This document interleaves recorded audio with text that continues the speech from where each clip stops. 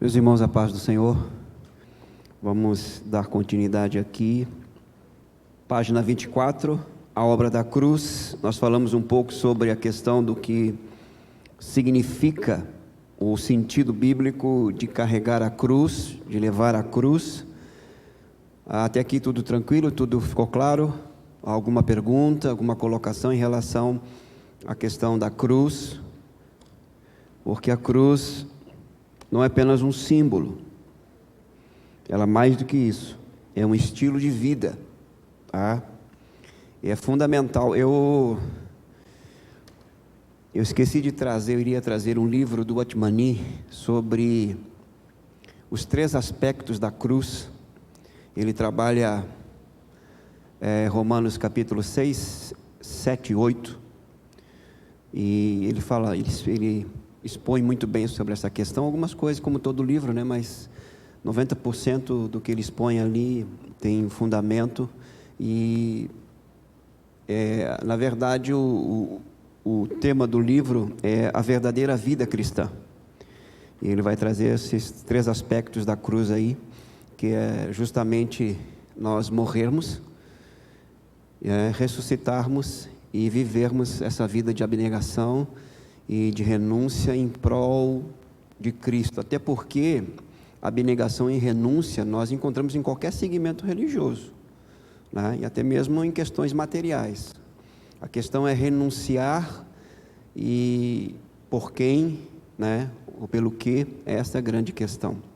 Então a palavra de Deus nos mostra que devemos abrir mão da nossa vontade para a vontade de Deus, né? Renunciar tudo aquilo que anelamos em prol do que Deus realmente tem para nós. Essa é a questão da cruz, né? Ficou muito claro ali, por exemplo, a situação de Jesus no Getsêmani: seja feita, porém, a tua vontade e não a minha. E ele estava indo para a cruz, né? E publicamente ele toma a cruz, né? Assumindo essa posição. Então, publicamente, nós devemos viver essa realidade de renúncia e estarmos centrados na vontade de Deus, a vontade revelada e a vontade específica para cada um de nós em situações específicas, né?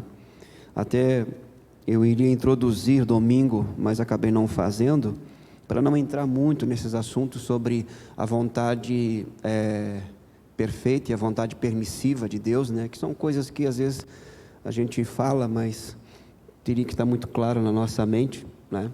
Tem coisas que Deus permite, né? Então é a vontade permissiva, mas existem situações que Deus estabelece para nós um querer. Por exemplo, Deus permitiu que Israel tivesse um rei, né? Antes do tempo, ele concedeu Saul. Não era vontade de Deus, até porque quando Deus fala com Samuel, diz: eu me provi de um rei, já rejeitei Saul, eu me provi de um rei. Quando você começa a ler 1 Samuel, você vai ver que a escolha de Saul foi uma escolha do povo, e a motivação do povo era ser igual às outras nações, justamente um princípio que a cruz nos mostra. Irmãos, a igreja do Senhor Jesus Cristo é diferente de todo e qualquer povo e nação, é totalmente diferente. Os valores são diferentes, os princípios são diferentes.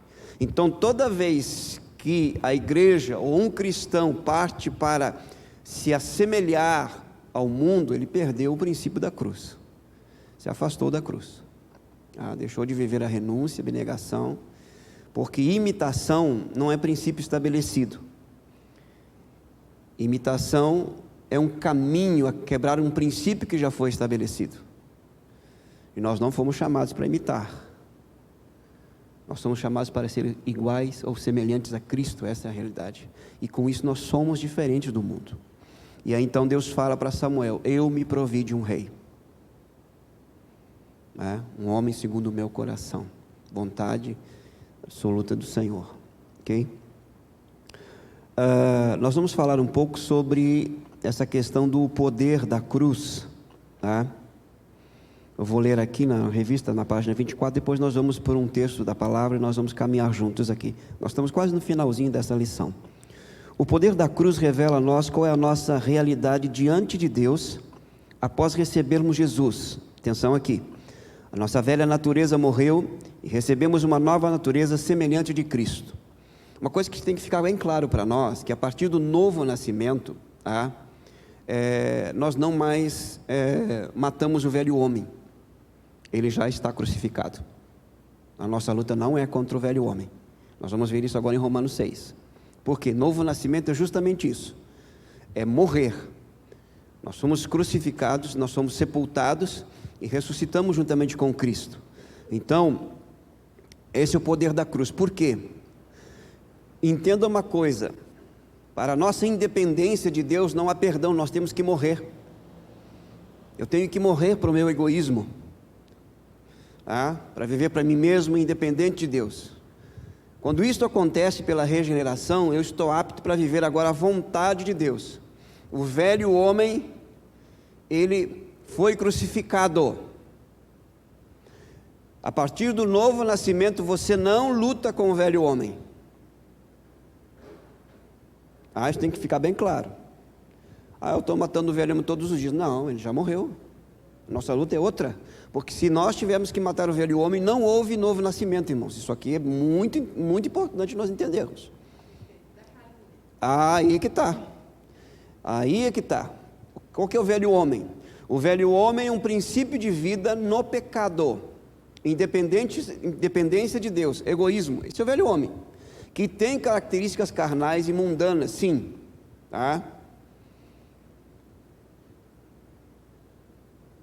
O velho homem é um estado de morte espiritual. Olha a profundidade da experiência do novo nascimento. Quando eu e você nascemos de novo, o velho homem está morto. Isto é, o poder que nos escravizava, que não era o poder de Satanás somente, mas diretamente o poder do pecado, foi rompido. Nós somos libertos do poder do pecado. O pecado não governa mais as nossas vidas. Agora, Jesus é o nosso Senhor. Isso não significa que uma vez que o velho homem está morto, o pecado não foi erradicado. Isso só acontecerá na glorificação. O pecado está lá, ele não é mais Senhor, ele não tem mais aquele poder de domínio, de governo. Isso é uma verdade, e nós temos que trazer essa verdade para a nossa prática de vida, a partir do entendimento bíblico, porque uma coisa é eu não ter nascido de novo, outra coisa é eu lutar com as minhas fraquezas. São duas coisas distintas.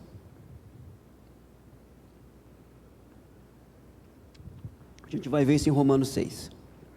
A cruz nos dá autoridade, poder e ousadia para andarmos como justos, recebermos todas as bênçãos espirituais, dignas aos filhos amados de Deus que nos tornamos. Eu já estou lendo aqui, já vem os textos na minha mente. Efésios capítulo 1. Que às vezes a gente ora, Senhor, eu abençoo fulano com toda a sorte de bênção. Ele já foi abençoado, filho. Você só tem que agradecer por isso. Mas a gente às vezes ora,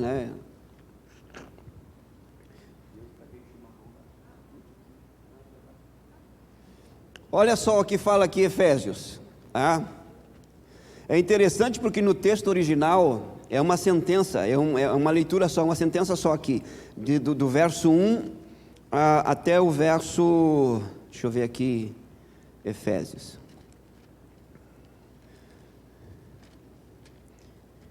É como se Paulo começasse a falar aqui no verso 3 e fosse parar só lá no verso 23. Olha só. Bendito Deus e Pai de nosso Senhor Jesus Cristo, que nos tem abençoado com toda sorte de bênção espiritual nas regiões celestiais em Cristo. Essa expressão em Cristo nós encontramos nas cartas de Paulo 165 vezes, que é a nossa união com Cristo. Nós somos um com Cristo. A partir do novo nascimento nós somos um com Cristo. Estamos em Cristo. É como se o mundo espiritual olha para nós e ele nos vê em Cristo. Outrora, o mundo espiritual olhava para nós e nos via onde? Mortos em nossos delitos e pecados. sob domínio do pecado e de Satanás. Já falamos sobre isso. Agora não. O mundo espiritual tem isso muito claro. Apesar das nossas falhas, erros, esquisitices, uma vez em Cristo, no mundo espiritual, e nós temos que trazer isso para a realidade terrena. É por isso que Paulo está escrevendo a carta aos Efésios. Ele está nos falando aqui da nossa posição, o que nós somos e o que nós temos em Cristo Jesus. A partir do momento em que Cristo se tornou nosso Senhor e que nós nascemos de novo. Aí ele vai relatar aqui, né, todas as bênçãos, e aqui são sorte de bênção espiritual, tá? Porque uma coisa que nós temos que entender, as promessas terrenas não é para a igreja, é para Israel. A igreja herda as bênçãos espirituais em Cristo.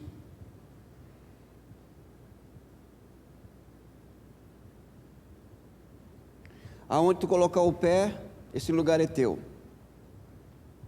Esse princípio pode ser aplicado? Eu tenho lá minhas dificuldades, mas isso é promessa para Israel. A igreja não é da terra, irmãos. Ela é do céu. Isso não significa que Deus não nos abençoa, não estou dizendo isso. Eu estou dizendo que nós temos que fazer essa diferença, porque às vezes a gente lê algumas coisas aqui, né? O Senhor vai te colocar por cabeça e não por cauda. Esse é um princípio, mas cuidado, porque essa é uma promessa específica para Israel. No milênio, quando Cristo vier com a sua igreja, estabelecer o seu reino a partir de Jerusalém, Israel será a primeira e maior nação do mundo. Alô? Você entendeu? Será cabeça e não cauda.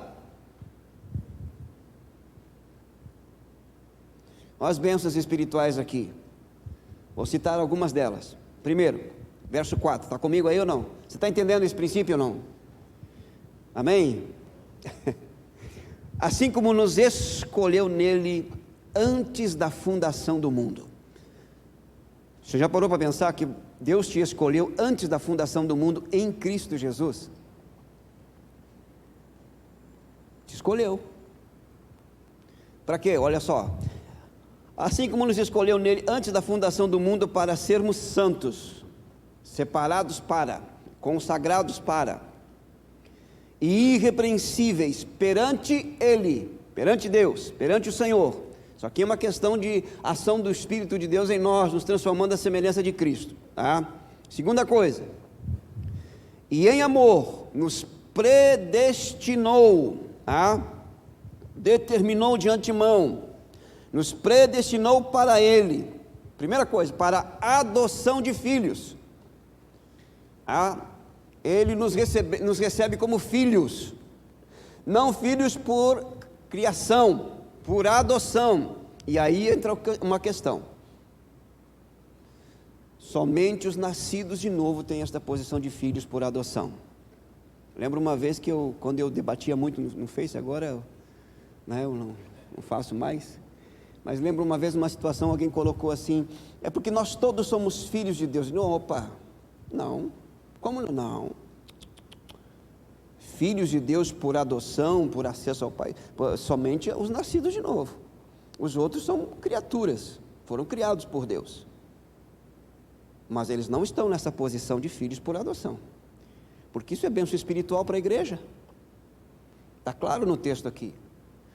Mas então Deus está fazendo, como é que a coisa é seletiva? Quem disse que não era? É lógico que é. Então Deus faz separação? Faz. É lógico que faz. Irmão, se não tiver separação, não tem sentido. Você já pensou nisso? Não, todo mundo igual. Está todo mundo... Não está não. É diferente. Totalmente diferente. Absolutamente, profundamente diferente. Ele nos predestinou para Ele por adoção de filhos por meio de Jesus Cristo, segundo o beneplácito da sua vontade, para o louvor da glória da sua graça, que Ele nos concedeu gratuitamente no amado. Atenção aqui, no qual nós temos a outra bênção espiritual, redenção. Atenção aqui que redenção é um conceito, né, comercial, né, de compra de escravo. Então, se nós fomos redimidos, houve redenção, outrora nós pertencíamos a um Senhor. E atenção aqui, irmãos, porque a questão de senhorio na Bíblia é um pouco diferente do que nós pensamos, do que nós imaginamos, né? Porque às vezes Senhor, quando a gente fala, não, fulano é o Senhor, é um tratamento de respeito. Não, na Bíblia é o seguinte: o escravo comprado pelo Senhor, ele era propriedade exclusiva do Senhor, ele vivia única e exclusivamente para agradar o seu Senhor, ele não tinha vida própria,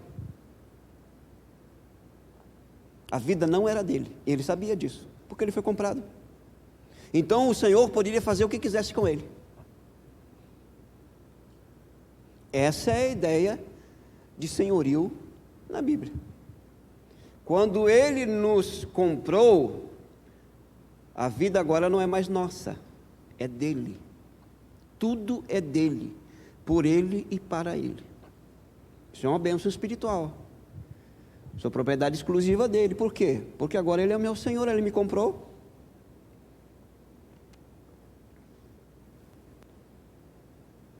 Redenção, bênção espiritual. Adoção, bênção espiritual, né?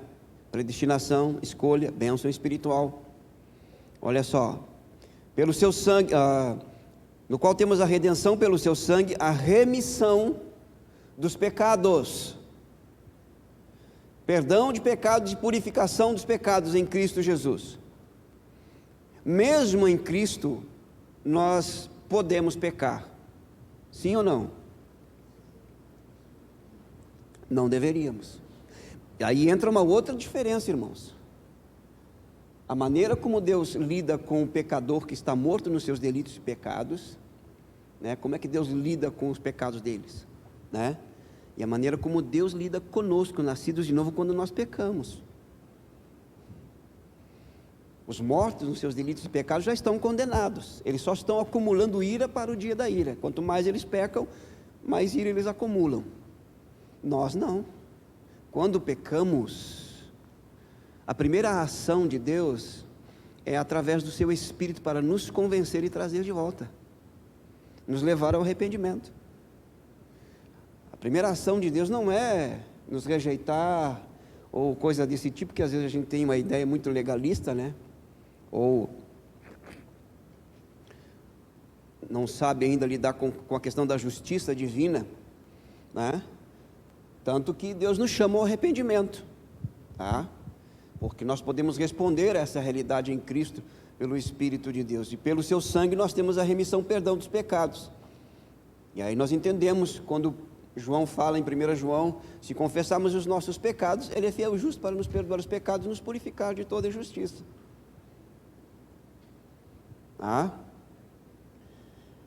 Remissão dos pecados. Nós temos aí segundo a riqueza da sua graça, que Deus derramou abundantemente sobre nós em toda sabedoria e prudência. Temos sabedoria e prudência, nós temos que vivenciar essa realidade em Cristo pelo Espírito. Irmãos, é em Cristo, pelo Espírito de Deus. Isso aqui tem que ser conteúdo de oração, não de pedir, mas de gratidão, e rogar que o Espírito nos dê o entendimento e a compreensão para a gente viver essa dimensão de vida aqui na terra. Porque para o mundo espiritual isso aqui está muito claro. Tem que ficar claro para nós e trazermos para a realidade. Isso aqui é algo fantástico, né? É um outro nível de existência, de vida. Mais adiante ele diz assim, verso 11: nele digo, no qual fomos também feitos herança. Somos herança do Senhor, predestinados segundo o propósito daquele que fez todas as coisas convergindo no conselho da sua vontade, a fim de sermos para o louvor da sua glória. Lá no verso 14, não, verso 13 ainda: em quem também vós, depois que ouvistes a palavra da verdade e o evangelho da salvação, tendo nele também crido, fostes selados com o Santo Espírito da promessa, o selo. Qual que era o significado do selo nessa época que Paulo escreveu aqui? O selo tinha dois sentidos. Primeiro, o selo dava a ideia clara de quando algo era selado, né, é que aquele produto ali selado, aquele selo indicava claramente a quem aquele produto pertencia. Selo é uma ideia de propriedade. Esse produto aqui está selado, então esse produto pertence a fulano, porque este é o selo dele, então é dele. Segunda coisa, o selo trazia, então é uma garantia de propriedade e também uma questão de qualidade, aquele produto era de alto valor. Por isso que eu tenho uma certa dificuldade com extremos, né? Que às vezes uma linha teológica de pensamento, nós somos miseráveis, pecadores miseráveis, nós somos pobres, aquela coisa que parece que, né, depois do diabo somos nós. Quando eu olho para a Bíblia, eu não vejo isso, irmãos. Não vejo isso. É lógico que nós somos dependentes do Senhor, é lógico que nós somos fracos, é lógico, né? É tudo isso, mas há um equilíbrio aqui, muito claro. Você acha que Deus compraria algo sem valor? Sim e não. Por quem iria nos comprar, irmãos? Escravos, né? Inimigos de Deus, mas Ele nos comprou, porque há um valor em nós, a partir do momento que o Espírito passa a habitar, isso é fantástico. O Espírito passa a habitar. O texto que eu li no domingo, aqui de 1 Tessalonicenses, que a palavra diz ali que é para usar o corpo, né, com honra. Lembra que eu falei que a palavra honra ali é dar o devido valor, o preço fixo que vale. Por quê? Porque agora eu estou selado pelo Espírito. A marca, esta é a verdadeira marca da promessa. Você entendeu, né? Essa é a verdadeira marca, você está marcado.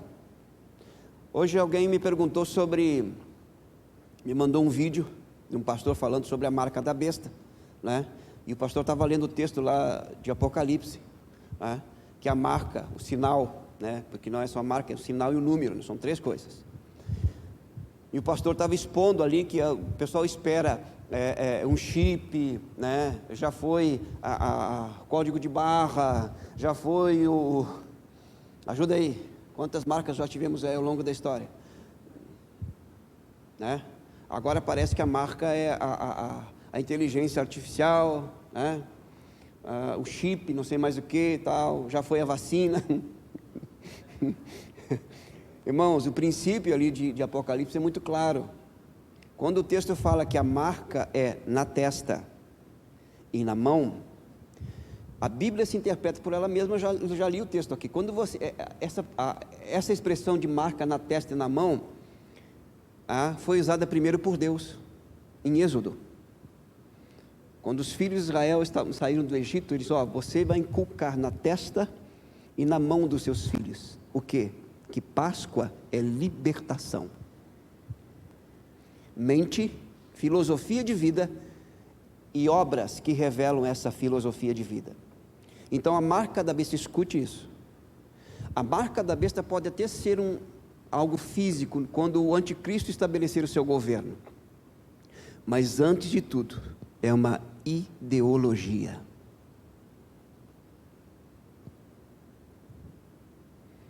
É uma filosofia de vida anti-Deus.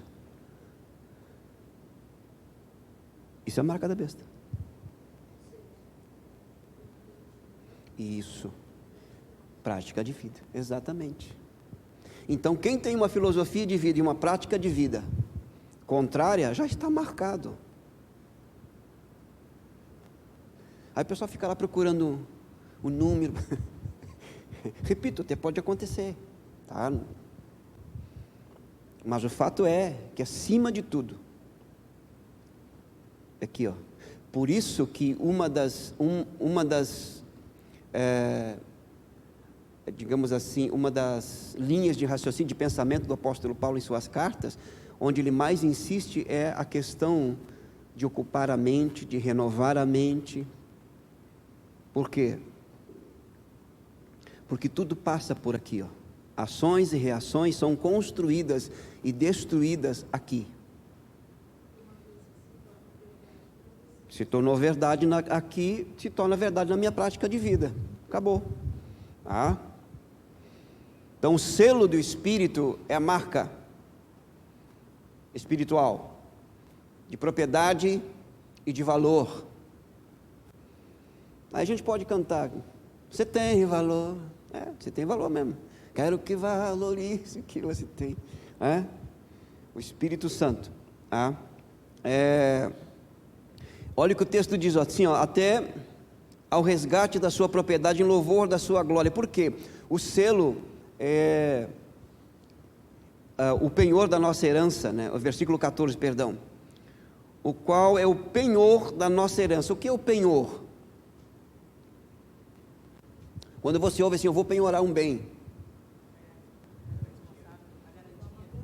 Garantia. Qual é a garantia de que você está salvo?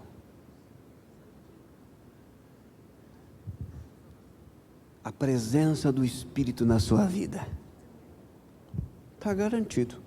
O Espírito habita aí? Este é o penhor. A primeira parte já foi entregue, já foi dada. Ok? Sangue tem a ver com o preço que foi pago, tá? Sangue tem a ver com preço. A presença do Espírito é a garantia. Se a sua consciência, se Satanás, se algum discípulo do diabo perguntar qual a garantia que você tem da sua salvação, você diz, o Espírito habita em mim. Ele habita em mim. Ele é o penhor da herança. Outras bênçãos aqui, né, só para a gente ter, né,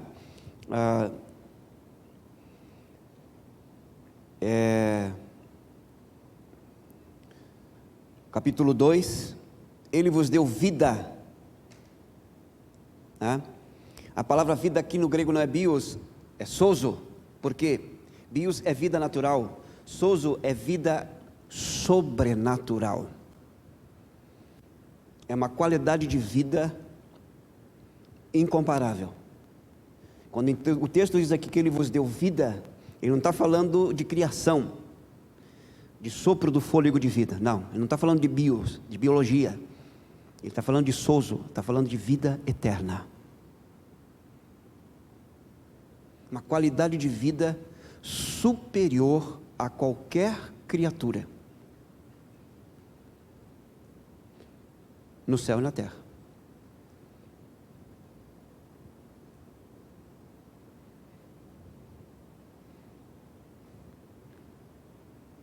Em algum texto nas Escrituras, você vê Deus falando para os anjos assim, ó, eu vos dei vida. Essa vida, não. Eles já foram criados lá. Ele vos deu vida, estando vós mortos nos vossos delitos e pecados, nos quais andaste outrora, segundo o curso deste mundo. Curso aqui é direcionamento, tem muito a ver com a questão de mentalidade, segundo o príncipe da potestade do ar, o espírito que agora atua nos filhos da desobediência. Isso aqui não é possessão, isso aqui é influência, mentalidade de vida, tá? Entre os quais também todos nós andamos outrora, segundo as inclinações da carne, fazendo a vontade da carne dos pensamentos, e éramos por natureza o quê? Destinados à ira, à condenação eterna, fogo eterno, tá? Mas Deus, sendo rico em misericórdia, essa palavra rico aqui é uma capacidade imensurável, inimaginável, uma riqueza que não tem fim, tá? Sendo rico em misericórdia, tá? Atenção aqui, misericórdia, por causa do grande amor, misericórdia e amor, tá? O texto diz assim,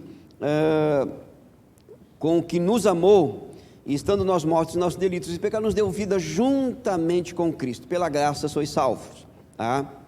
Olha só, e juntamente com Ele nos ressuscitou e nos fez o quê? Essa primeira posição que aparece na carta aos Efésios. São 3 posições aqui. Primeiro, estar assentado, que é uma posição de autoridade. Tá?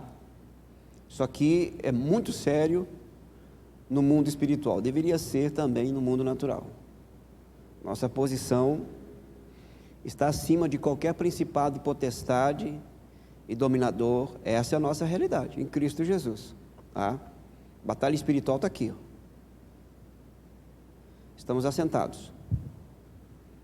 Tá? Nós ressuscitamos. O mesmo poder que ressuscitou Jesus Cristo nos deu nova vida e nos colocou numa posição de autoridade. Ok? Aí ele vai falar de outras bênçãos aqui, do verso 11 ao verso 22, na questão de corpo de Cristo, gentios e judeus e tal, edificados para a habitação de Deus e tal, né?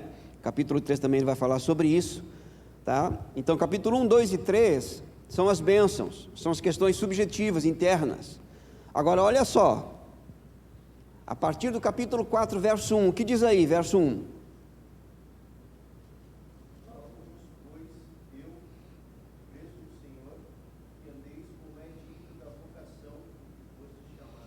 Muito bem, se a primeira posição lá é estarmos assentados, tá?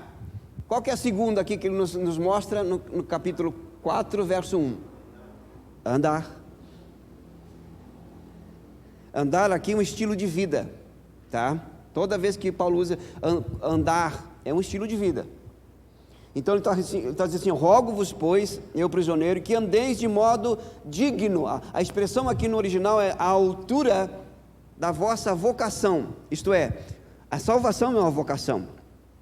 Tudo que ele falou aqui do capítulo 1 ao capítulo 3 é a nossa vocação, é a nossa realidade em Cristo, a nossa realidade interior. O que Paulo está dizendo agora? Vocês vão exteriorizar isso agora no estilo de vida de vocês, tragam isso para a realidade, porque isso é uma realidade espiritual. Então o espiritual determina sobre o natural, essa é a lei.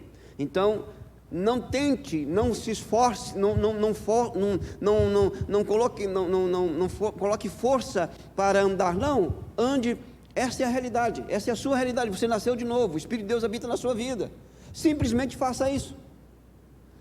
Ele está trazendo a questão aqui, de que a vida cristã, ela não é só mística, ela é prática também. O que é místico, espiritual, mas ela é prático também. Porque se esse místico não redundar em prática, alguma coisa está errada no místico. Ok? Então ele está dizendo, rogo-vos que andeis na altura da vocação, isto é, a altura de que vocês são em Cristo. Não é orgulho, não é soberba. Não ande aquém ou além da sua posição em Cristo.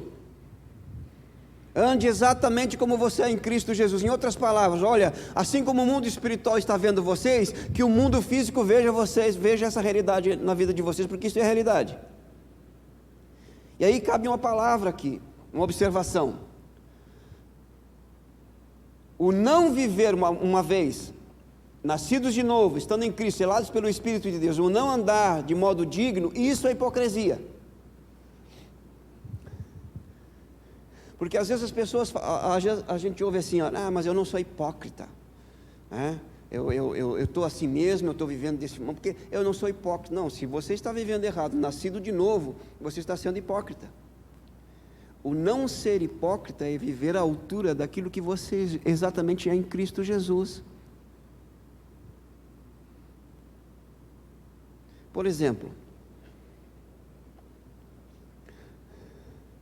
de repente, aqui, o Luiz, ele me falou algo que me chateou, e eu fiquei chateado com ele, fiquei magoado com ele,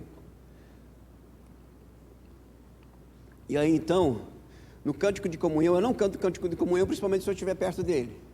Por quê? Porque eu não sou hipócrita,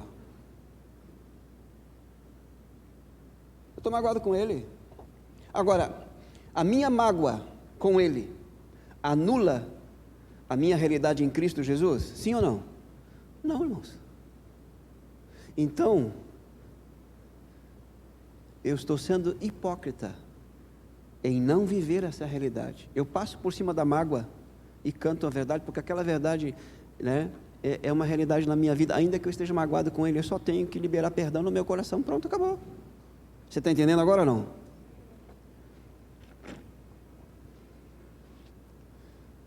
é viver o que somos, o que já temos, tá?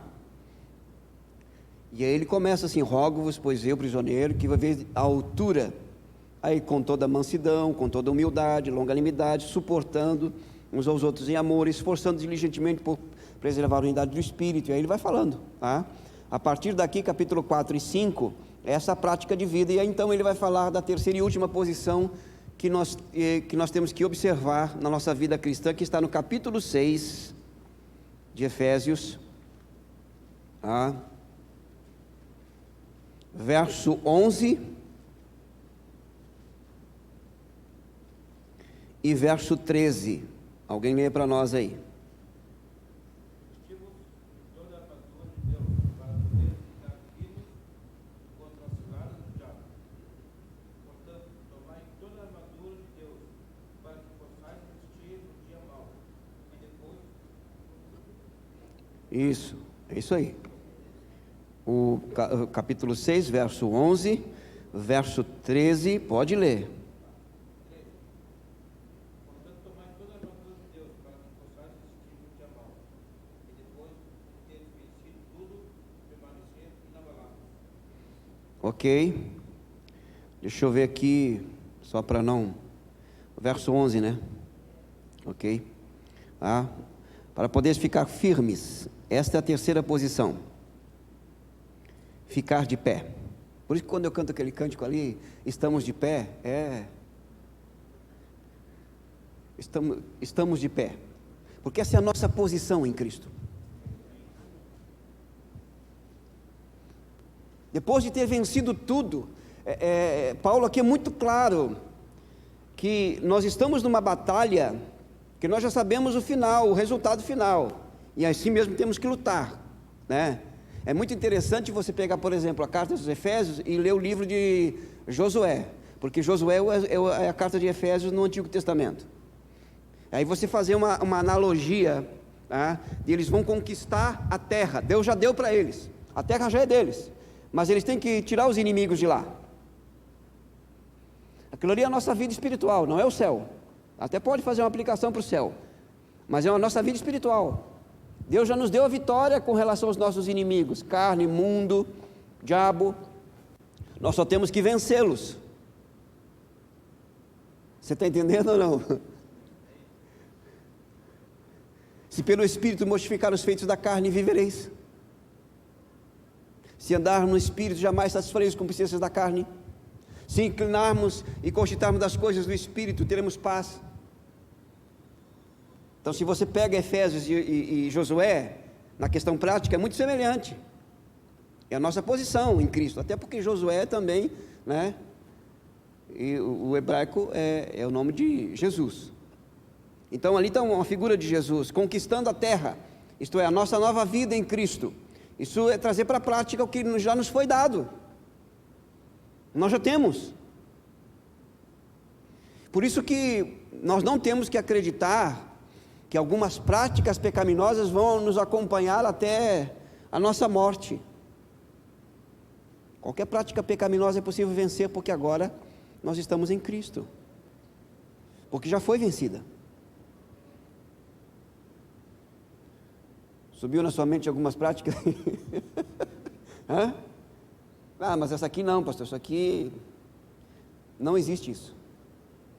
Não existe. Ah, pastor, mas o senhor não sabe da minha luta e você não sabe a minha. Não existe isso, não tem. Porque onde abundou o pecado, se o pecado tem um poder destruidor, nocivo, a graça tem um poder infinitamente edificante, libertador, transformador. O poder da graça divina é incomparável. Então entenda que pela palavra de Deus, qualquer prática pecaminosa já foi vencida. Eu só tenho que praticar isso dirigido pelo Espírito. Por isso que Deus vai para você, o livro de Josué, com relação a Jericó, bom, vocês vão ter que fazer o seguinte: vocês vão rodar a cidade ali uma vez, tá? 6 vezes, na 7ª vez, quantas vezes? 7, né? Depois vocês vão gritar: irmãos, É coisa de doido. É lógico que nós não vamos fazer isso agora, né? Tá.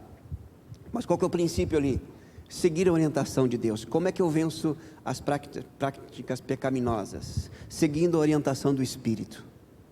O que a Bíblia diz? Se eu me inclinar, se eu cogitar, pensar, me ocupar com as coisas do Espírito, eu venço as coisas da carne. Se eu buscar as coisas lá do alto, pensar nas coisas lá do alto, eu faço morrer a minha natureza terrena.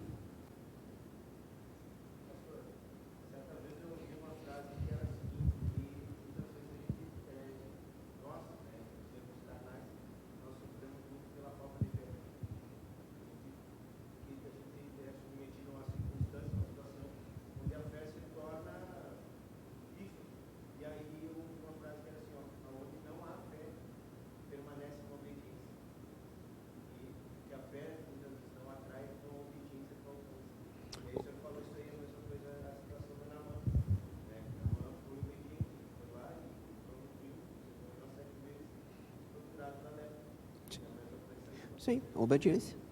Tá, porque a questão, as experiências do Antigo Testamento ali trazem princípios para nós, que a gente vai ver claramente no Novo Testamento. Não a prática em si, que você vai ter que ir lá no rio e se mergulhar 7 vezes. Tá? O pessoal mistifica muito essa questão. Qual que é a questão ali de Naamã? Obediência. Até porque alguém disse, mas Senhor, os rios lá, né? Vai lá, pelo menos faz. E se der certo? Que já está leproso mesmo. E se aconteceu o que o profeta falou? Entendeu? E se nós obedecemos o Espírito? Está entendendo? Então existem situações específicas que Deus pode te direcionar em relação às tuas fraquezas. Que não é uma regra de fé para todos, é uma experiência sua. Mas na sua caminhada você tem que obedecer o que o Espírito de Deus está dizendo para você. Uma das coisas que o Espírito de Deus falou para mim quando eu lutava com pornografia, lutei muito com pornografia. Ele disse assim, pare de ficar muito tempo na frente da televisão. E eu não assistia filme pornográfico. Era futebol, era filme. E esse negócio deve ser coisa da minha cabeça. Bom, mas já que eu vou fazer. Eu comecei a me disciplinar, por quê? Aí eu entendi. A minha mente, muito tempo vaga, desocupada, que na verdade está sendo ocupada por coisas que não edificam, ela estava sendo disciplinada para as minhas fraquezas.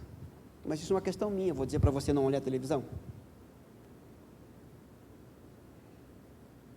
Você está entendendo? Então, no seu particular, busque isso. Qual a direção? Espírito, eu já venci essa prática em Cristo Jesus. Sou uma nova criatura. Me direciona, me orienta. Não é lei, irmãos. Não é lei. É obediência à direção dada.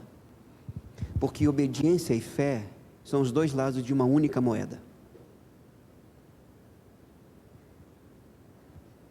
O que o Espírito está dizendo para você? Para você parar.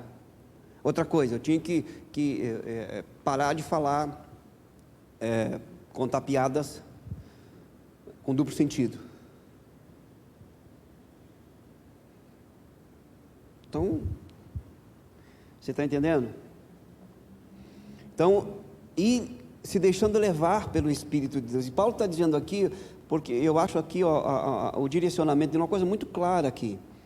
Porque diz assim, para que possais, verso 13, para que possais resistir no dia mau, e depois de teres vencido tudo. O dia mau aqui é um período de tempo, onde nós temos a impressão de que Deus virou o rosto para nós, e que o mundo e o diabo está prevalecendo. Lembra da experiência de Jesus, logo que ele sai do Getsêmani, lá no Evangelho de Lucas, ele diz assim, vamos porque este é o momento das trevas e de Satanás. Até para não ficar nas minhas palavras, porque aquele era o dia mau. Olha só, quer ver? Evangelho de Lucas, a prisão, a negação, Cristo perante Pilar, não é antes aqui,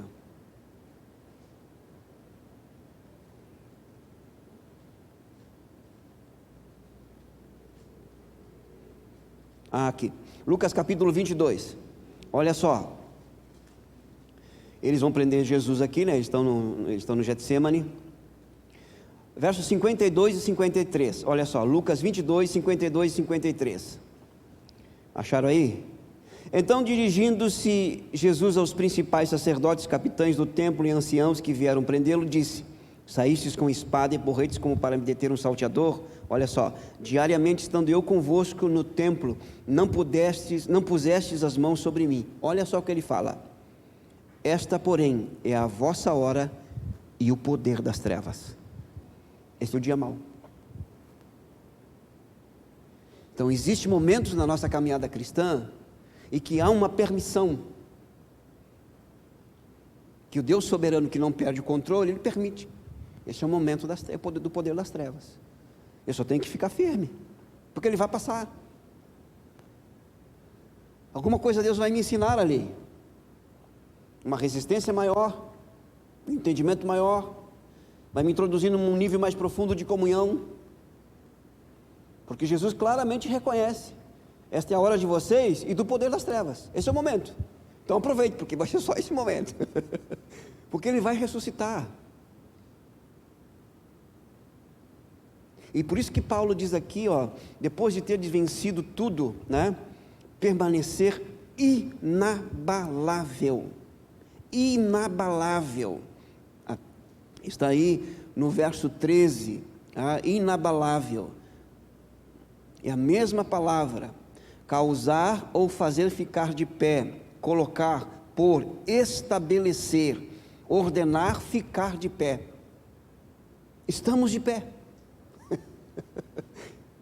Então, estamos assentados, andar e permanecer firme. Ok? Até aqui tudo bem? Então vamos voltar lá para a lição, e eu nem entrei em Romanos 6, meu tempo já foi. Vamos lá. Poder da cruz. O poder da cruz nos livrou da escravidão do pecado, nos trouxe perdão, salvação e justificação. Nossa velha natureza é incluída na morte do nosso Salvador. Morremos com Ele na cruz, crucificando o velho homem e suas inclinações. Sendo assim, a mesma fé que temos para crer no perdão dos nossos pecados e na nossa salvação, atenção aqui, devemos usar para apropriar-nos da morte definitiva do nosso velho homem. Assim, quando a tentação vier, resistiremos sabendo que realmente somos, quem realmente somos em Cristo e qual o poder da cruz sobre nós. Então vamos lá para Romanos capítulo 6. Como eu falei para vocês, a nossa luta não é mais contra o velho homem. Então, contra que lutamos? Nós precisamos saber e ter esse entendimento. Romanos capítulo 6, eu vou ler para os irmãos aqui, acompanhem por favor, a partir do verso 1, no tempo que nos resta. Olha só, ele vai dizer assim, que diremos pois? Ele vem desenvolvendo um argumento a partir do capítulo 5, tá? Permaneceremos no pecado para que seja a graça mais abundante, porque anteriormente, o último versículo lá do capítulo 5, ele falou que onde abundou a graça, onde abundou o pecado, superabundou a graça. Aí, uns não regenerados, que estavam no meio ali, disseram então o seguinte, Paulo, olha o raciocínio dos carnais, porque esse é o raciocínio de uma pessoa não regenerada. Se onde abundou o pecado, superabundou a graça, então é o seguinte, quanto mais pecado, mais graça, então eu vou pecar mais. É isso que está falando, Paulo? Paulo disse, não, você entendeu errado. Muito pelo contrário. Graça não é liberação para pecar, é libertação do pecado para viver em santidade. Isso é graça. Se você entender a graça, regenerado, você vai entender que quanto mais graça, menos pecado. Essa é a ideia. Então ele vem respondendo, que diremos pois? Permanecemos no pecado para que a graça seja mais abundante? De maneira nenhuma. Essa expressão no grego aqui é enfática.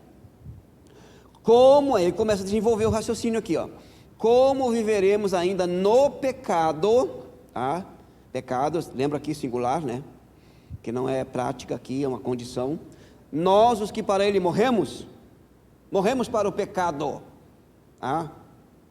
ou porventura ignorais que todos nós que fomos batizados em Cristo Jesus, fomos batizados na sua morte? Fomos, pois, sepultados com ele na morte pelo batismo, para que, como Cristo foi ressuscitado entre os mortos pela glória do Pai, assim também andemos nós em novidade de vida. Em outras palavras, assim, a mesma glória, o poder, a manifestação do poder visível de Deus que ressuscitou Jesus Cristo, nos deu nova vida, para andarmos agora em novidade de vida. Aí ele vai dizer o seguinte, verso 5, porque se fomos unidos com ele na semelhança da sua morte, certamente seremos também na semelhança da sua ressurreição. Aí ele diz assim, sabendo isto, esta expressão no original, ela é uma expressão que é tirada do mundo da economia, da matemática. O que Paulo está dizendo é o seguinte, siga o raciocínio, ponto a ponto, é matemático, sabendo isto, atenção aqui, que foi crucificado com ele o nosso velho homem. Isso é uma afirmação, nós temos que saber. A partir do novo nascimento, o velho homem foi crucificado. Acabou. Quem é o velho homem? Pecado, uma vida independente de Deus. Uma natureza, ok? Deu para entender ou não? Isso aqui é fundamental, irmãos. Foi crucificado com ele o nosso velho homem. Aí ele vai dizer assim, para que o corpo do pecado seja destruído, e não sirvamos o pecado como escravos. O corpo do pecado seja destruído, a palavra destruído aqui significa anulado. De que maneira o velho homem manifestava a sua pecaminosidade? Qual é o instrumento que ele usava? O corpo. O corpo. Então o problema agora não é o velho homem, é o corpo, que está acostumado a obedecer o antigo Senhor, acostumado a pecar. Ele só sabe pecar. Esse corpo só sabe pecar. Agora ele nasceu de novo. Ele tem que ser agora disciplinado sob a orientação do novo Senhor, que é Jesus Cristo. Então a nossa luta não é contra o velho homem, é contra as paixões. Você está entendendo a diferença? Você entende a diferença ou não? Acabou, velho homem. Agora esse corpo aqui tem que ser disciplinado. Por isso que Paulo fala o seguinte, lá em 1 Coríntios, se não me foge a memória, e meu tempo já terminou, e eu sei disso, mas já, deixa eu ver aqui se eu acho aqui o texto que fala, ok, 1 Coríntios capítulo 9, verso 25, 26 e 27, olha só. 1 Coríntios 9, 25 a 27, eu vou ler para você acompanhar aí. Todo atleta em tudo se domina, aqueles para alcançar uma coroa corruptível, nós, porém, a incorruptível. Ele está falando de prática cristã aqui. Assim corro também eu, não sem meta, assim luto, não como desferindo golpes no ar. Essa expressão aqui é do boxeador que ele luta com, sabe que ele está lutando, né? E a sombra dele está ali, então ele não está socando ninguém, ele está somente treinando. Paulo diz, não estou fazendo isso, eu estou lutando com propósito, eu sei contra quem eu estou lutando. Agora olha só, mas esmurro o meu velho homem. Não, o velho homem já morreu, é o meu corpo. Esmurrar aqui, olha só, mas esmurro o meu corpo e reduzo a escravidão. Ele não vai me dominar,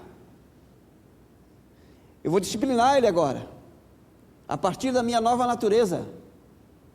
Eu esmurro, para que, tendo pregado ao outro, não venha eu mesmo a ser desqualificado. Eu vou te dar um exemplo bem rapidinho aqui, nós vamos orar. Eu acordei hoje, fui despertado antes do meu celular, hoje pela manhã, num horário, e eu claramente vi que era para orar, mas estava muito frio. Aí começou aquela luta, não, mas eu posso orar mais tarde, aquela coisa toda, eu posso orar aqui mesmo. Aí eu me lembrei desse texto, mas eu esmurro o meu corpo, porque se eu ficar deitado hoje, amanhã eu durmo, e consequentemente, olha, porque o Espírito, você já teve essa experiência, o Espírito te chamar para orar? Justamente numa manhã fria. Por que ele faz isso? Para que nós venhamos a disciplinar o nosso corpo agora sobre o novo senhorio, sobre o novo Senhor, que é o Senhor Jesus Cristo. Porque o nosso problema não é mais o velho homem. Esse corpo estava acostumado à indisciplina, a só ter prazer e satisfação, Agora nós temos que discipliná-lo debaixo do senhorio de Cristo. Eu vou orar, eu vou ler a palavra, eu vou ler um bom livro, eu vou ouvir a pregação, eu vou para o culto, eu vou praticar aquilo que vai me fortalecer em Cristo. Ele não quer, porque a carne só sente prazer, ela não pensa. E quanto mais prazer, mais ela quer, porque ela é insaciável. Então a única maneira é subjugá-la. Feche seus olhos. Pai, nós te damos graças por tua palavra. E por meio dela, nesta noite, mais uma vez, o Senhor nos lembra que estamos em Cristo. Temos nova vida. O velho homem está crucificado. E agora, em Cristo, pelo teu Espírito, devemos então, Senhor, colocar este corpo sobre escravidão, no sentido de discipliná-lo, para buscar as coisas lá do alto, pensar nas coisas lá do alto, e assim nos fortalecermos em Cristo e na força do seu poder, nos revestirmos de toda a tua armadura, Senhor, para lutarmos, depois de termos vencido tudo, permanecer inabaláveis. Nós te damos graças, mais uma vez, por estarmos assentados juntamente com Cristo nas regiões celestiais.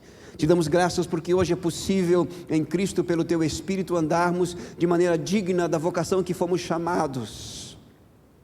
E te damos graças porque é possível permanecermos de pé. Te damos honra, te damos glória e te agradecemos que estas verdades continuem se exteriorizando no nosso dia a dia, não por força nem por violência, mas pelo teu Espírito. Assim oramos em Cristo. Amém. Que Deus abençoe a sua vida.